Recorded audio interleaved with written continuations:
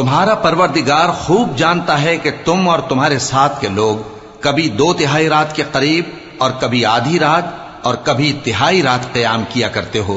اور اللہ رات اور دن کا اندازہ رکھتا ہے۔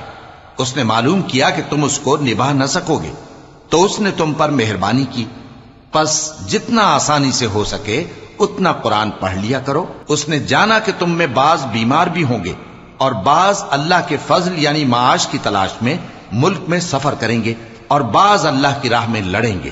تو جتنا آسانی سے ہو سکے اتنا قرآن پڑھ لیا کرو، اور نماز قائم کرتے رہو اور زکوٰۃ ادا کرتے رہو اور اللہ کو نیک نیتی سے قرض دیتے رہو،